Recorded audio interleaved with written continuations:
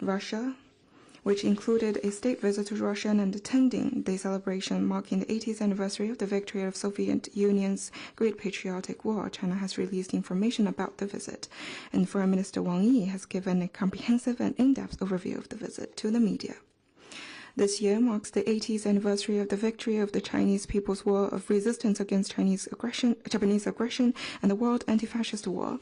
80 years ago, China made great national sacrifices and decisive contributions to the victory of the anti-fascist war, together with the progressive forces around the world, including the Soviet Union. Key members of the anti-fascist alliance, including China, jointly agreed to establish the UN, formulated the UN Charter, and opened the historic chapter of countries uniting for peace and development. The painful lessons of World War II show that militarist aggression, power politics, and bullying acts are definitely not the way of peace. Zero-sum game and winner-takes-all mentality are not the path toward development. Only when countries join hands in safeguarding the international system with the UN at its core, international order underpinned by international law, and basic norms governing international relations based on the purposes and principles of the UN Charter, defending international fairness and justice, and continuously promoting an equal and orderly multipolar world and a universally beneficial inclusive economic globalization, can the vision of saving the succeeding generations from the scourge of war in the preambles of the UN Charter be turned into reality, and human society truly achieve peace, stability, progress, and development. As President Xi Jinping pointed out, the more complex the international landscape is, the greater the need to stay committed to and defend the authority of the UN. As the first country to put its signature on the UN Charter and a permanent member of the UN Security Council, China will never allow the world to return to the law of the jungle where might is right. We will work with the international community to jointly defend the victorious outcomes of World War II, stay committed to true multilateralism, safeguard the hard-won peace, and pursue a brighter future for humanity.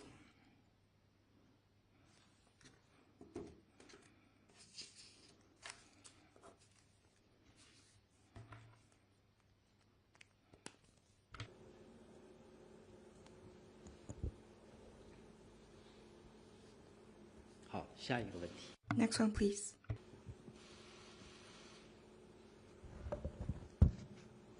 谢谢发言人。新华社记者提问：中方发布了巴西总统卢拉。 Xinhua News Agency on China's announcement of Brazilian President Lula's visit to China. How does China view the current relations with Brazil, and how can you share with us the program and China's expectation for the visit? China and Brazil are major developing countries and emerging markets. We are both BRICS members and important members of the Global South. Bilateral relationship has always been a forerunner in the relations between China and fellow developing countries. Last year, we celebrated the 50th anniversary of diplomatic ties. President Xi Jinping paid a successful state visit to Brazil, and the two presidents announced joint efforts to build a China-Brazil community with a shared future for a more just world and a more sustainable planet, and promote synergy between China's Belt and Road Initiative and Brazil's development strategies.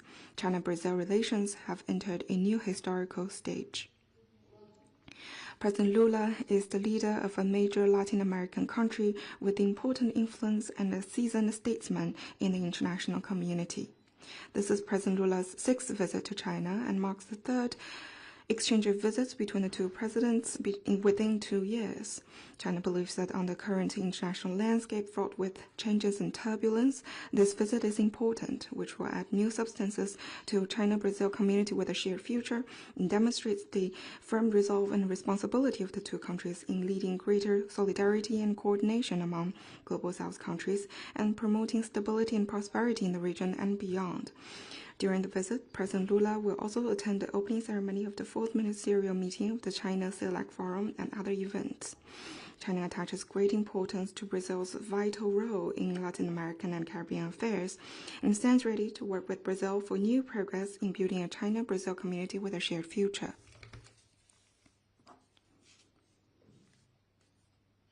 Next one, please.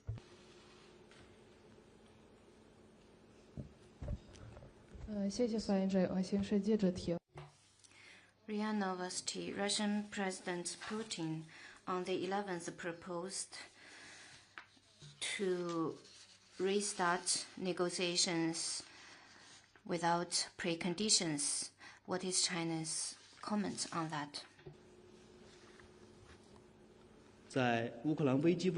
On the Ukraine crisis, China's position is consistent and clear. We support all efforts for peace and hope that relevant sides can continue to seek a fair, lasting, and binding peace agreement acceptable to all parties concerned through dialogue and negotiation so as to eventually realize the political settlement of the Ukraine crisis.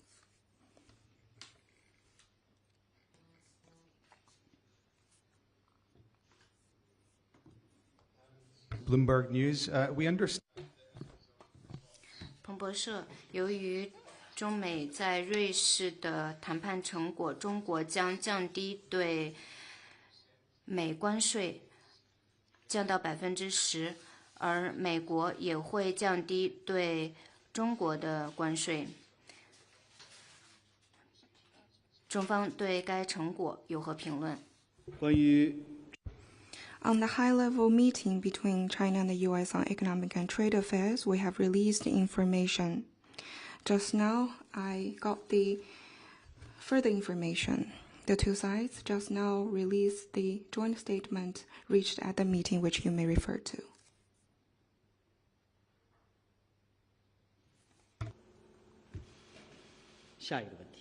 Next one, please. 日本共同社 Japanese Kyodo News。昨天，日本海上保安厅表示，他们在冲绳县钓鱼岛附近发现了一艘中国钓鱼船，该船向日本专属经济区内的海域投放了一个管状物体。日本海上保安厅敦促停止其活动。科考船的目的是什么？这个管状的物体是什么？外交部对此有何评论？钓鱼岛 and its affiliated islands have always been China's territory. Chinese maritime scientific research vessel carrying out activities in relevant waters is entirely within China's sovereign rights. 下一个问题。 Next one, please. 谢凡人，中国新闻社记者提问：据报道，印度和巴基斯坦于5月10。 It's reported that India and Pakistan agreed on an immediate ceasefire on May the 10th. The two sides will hold talks again on May the 12th. We noted that member of the Political Bureau of the CPC Central Committee, Director of the Office of the Central Commission for Foreign Affairs, and Foreign Minister Wang Yi had telephone conversations respectively with Pakistan's Deputy Prime Minister and Foreign Minister and India's National Security Advisor on the night of May 10th, and many countries also have played a positive role in easing the tensions. What is China's comment? China noted the reports. The ceasefire between India and Pakistan serves the fundamental and long-term interests of the two countries, contributes to regional peace and stability, and meets the common aspiration of the international community. China supports and welcomes this. India and Pakistan are and will always be each other's neighbors. They are both China's neighbors as well. Since the start of the tensions, China has been in close communication with relevant parties and called on the two countries to remain calm, exercise restraint, and avoid escalation. On the night of May the 10th, member of the Political Bureau of the CPC Central Committee, Director of the Office of the Central Commission for Foreign Affairs, and Foreign Minister Wang Yi had telephone conversations respectively with Pakistan's Deputy Prime Minister and Foreign Minister and India's National Security Advisor to promote the ease of tensions and realization of a full and lasting ceasefire. Both Pakistan and India made positive remarks on this. China hopes that India and Pakistan will consolidate and continue the ceasefire momentum, avoid further conflict. properly handle differences through dialogue and negotiation, and return to the track of political settlement. China stands ready to continue keeping communication with India and Pakistan and play a constructive role in realizing full and lasting ceasefire and keeping the region peaceful and stable.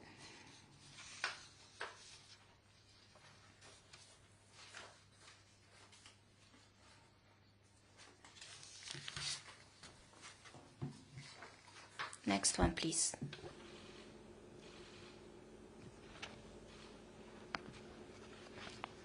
Thank you. Ukraine Foreign News Agency.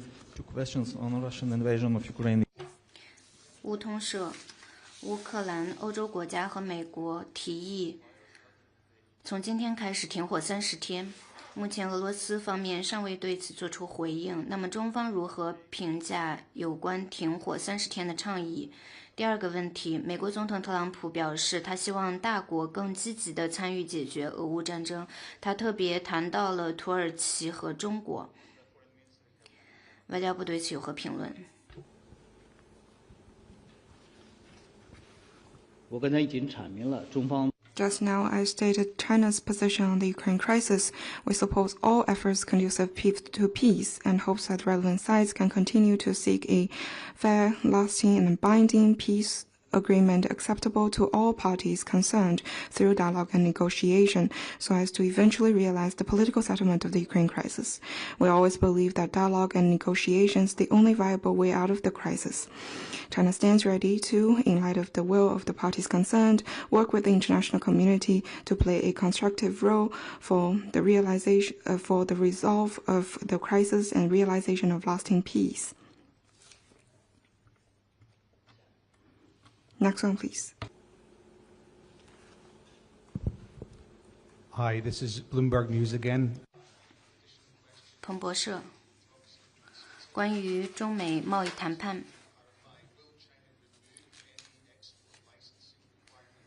中方是否会取消对稀土和其他关键矿产资源的出口限制？消息稿。Please refer to the information concerning the meeting released by China and the joint statement for your specific question. 下一个问题。 Next one, please.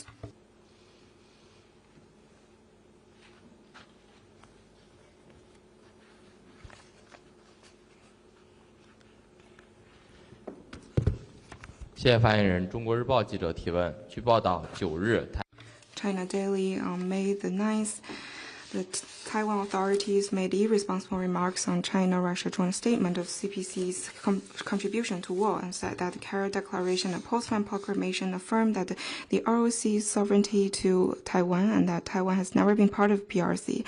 And the universally recognized status quo is that the two sides are not subordinate to each other, was China's comment. Relevant remarks once again revealed that distorting facts and history and spreading lies and false narratives are go-to tactics of the DPP authorities, as well as the DPP authorities' nature of recklessly seeking Taiwan independence. This year marks the 80th anniversary of the victory of China's People's War of Resistance against Japanese aggression, the World Anti-Fascist War, and the restoration of Taiwan. United as one under the banner of the Chinese United Front against Japanese aggression, which was advocated and established by the CPC, the Chinese people launched a relentless struggle against and defeated the brutal Japanese militarists. With immense sacrifice, they carved out an immortal epic of heroic resistance and ultimate victory. Taiwan's restoration to China is a victorious outcome of the World War II and an integral part of the post-war international order. A series of instruments with legal effect under international law, including the Carrot Declaration and Postman Proclamation and the Japanese Instrument of Surrender, have all affirmed China's sovereignty over Taiwan with undeniable historical and judicial facts. There's only one China in the world. Taiwan is an inalienable part of China's territory. The People's Republic of China's government is the sole legal government representing the whole of China. Though the two sides of the Taiwan Strait have not yet realized complete reunification, the mainland and Taiwan belong to one and single China, and Taiwan is an inalienable part of China. This fact has never changed and does not allow any change. This is the real status quo in the Taiwan Strait. Taiwan has never been a country. It was not a country and will never be a country in the future. No matter how and what the DPP authorities do or say, it will not change the fact that Taiwan is part of China's territory. This is a historical and judicial fact. It will not change the international commitment to the One China principle, and China will and must achieve reunification.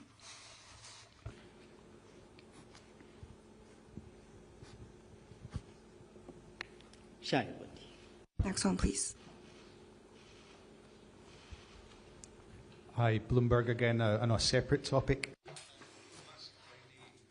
彭博社上周五，欧盟驻华大使表示，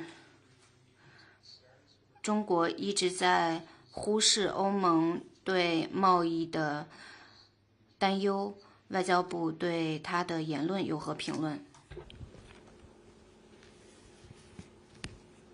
今年是 This year marks the 50th anniversary of diplomatic ties between China and the EU. Over the past 5 decades, China and the EU have closer dialogue and exchanges, converging interests, bigger scale and size of cooperation, and fruitful multilateral coordination.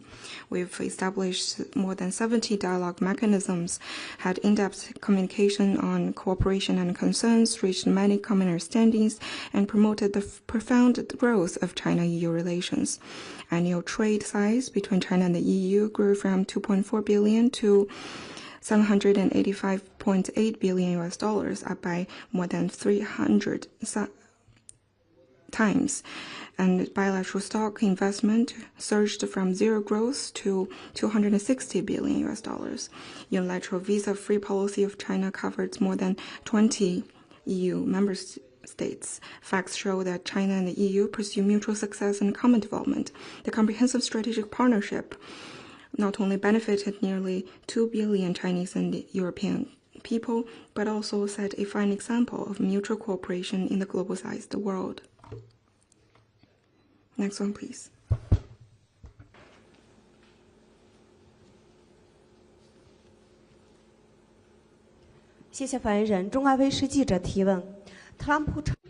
China Arab TV, President Trump said that China-US trade talks have had positive outcomes. Is China satisfied with the outcomes? I just responded to that. We have released a readout and the joint statement reached at the meeting, which you may refer to. Next one, please.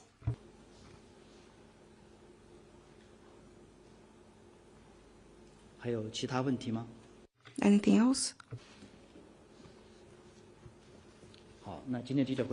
Then let's call it a day. Thank you for coming.